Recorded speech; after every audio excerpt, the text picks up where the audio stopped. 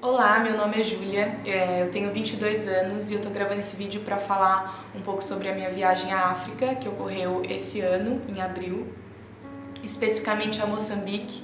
Os lugares que eu visitei foram Quilimane, Nampula, província da Zambésia e, por fim, Maputo.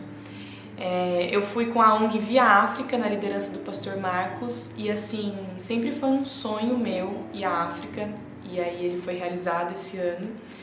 Mas eu confesso a vocês que foi algo muito desafiante e que deu um ressignificado à minha vida. Só de falar da África, meus olhos já se enchem de lágrima e meu coração já bate de uma maneira diferente, porque é muito duro presenciar pessoas que precisam de tanto e você não podê-las ajudar na medida que elas precisam. Você tem aquele sentimento de impotência. Então, um dos objetivos desse vídeo é compartilhar o que nós presenciamos, e eu falo em nome do grupo, em nome da ONG, o que nós presenciamos, o que nós vivenciamos naquele lugar e mostrar a vocês uma maneira de ajudá-los, e principalmente as crianças. Mas aí você pode me indagar, e muitas pessoas me indagam com a seguinte pergunta: mas por que ajudar as crianças da África? Tem tantas crianças no Brasil precisando. E eu te respondo com uma outra indagação: por que não ajudá-las? São crianças, independente da nacionalidade, independente do local que elas estão, não tem que ter uma predileção. Criança é criança.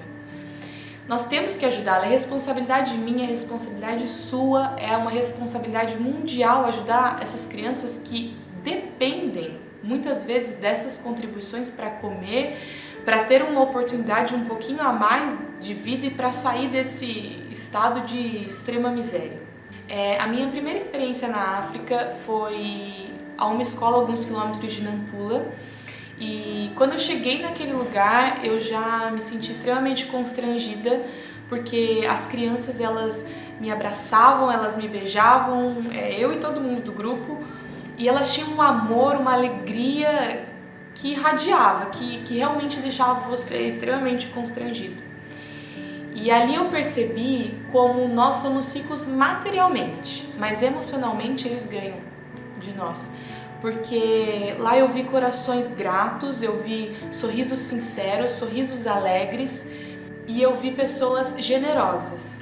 Não que nós não somos generosos, mas eles têm tão pouco e mesmo assim eles doam e mesmo assim eles compartilham, que isso é uma coisa que trouxe muito constrangimento para mim. E aí nós prosseguimos viagem, fomos a Quilimane. No caminho de Quilimane nós passamos por uma aldeia e nós fomos meio que bombardeados com várias pessoas, e quando eu comecei a reparar, elas eram crianças e adolescentes que elas pegavam um barril ou um balde e enchiam da plantação que as respectivas famílias cultivavam, elas punham na cabeça e elas vinham tentar vender, e aquilo foi uma lotação, e eu percebi aquele desespero delas em vender uma mandioca, em vender uma banana, às vezes vender o equivalente a R$1 para nós. Mas o que me chamou mais atenção é que eram crianças e adolescentes, e aí eu parei para pensar, eu falei, meu Deus, essas crianças, esses adolescentes, eles não tiveram a oportunidade que eu tive, ou a oportunidade que você que está assistindo esse vídeo teve, ou que talvez a oportunidade que seu filho está tendo de estudo. Desde cedo eles já trabalham em plantação, eles já começam a vender isso, e talvez eles não tiveram nem infância. E isso me chocou muito. Mas aí nós chegamos a Quilimane e eu acho que lá foi o ponto máximo da viagem, foi o local que eu mais fiquei chocada. Quando nós descemos da van, nós nos deparamos com uma igreja sem condições nenhuma, a estrutura da igreja era extremamente precária, mas mesmo assim eles estavam extremamente alegres. E aí depois o pastor falou, agora nós vamos conhecer um pouco das crianças, e para isso nós vamos andar dentro dos vilarejos, ver as casas que eles moram e encontrar as crianças. E aí quando eu fui andando, eu olhava em volta e falava, meu Deus, como é possível uma pessoa morar numa casa assim? Como será a rotina dessa pessoa? Porque é extremamente precário.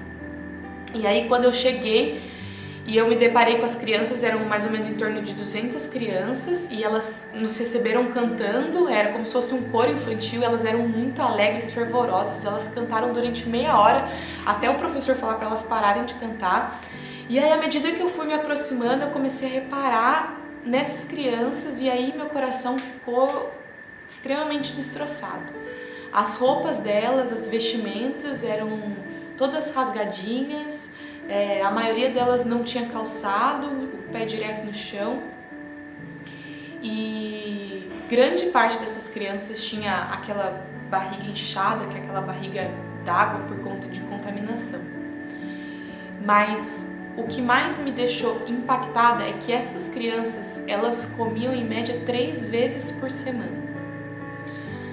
E eu parei pra pensar e falei, puxa, 3 vezes por semana? A gente come a cada 3 horas e essas crianças comem 3 vezes por semana.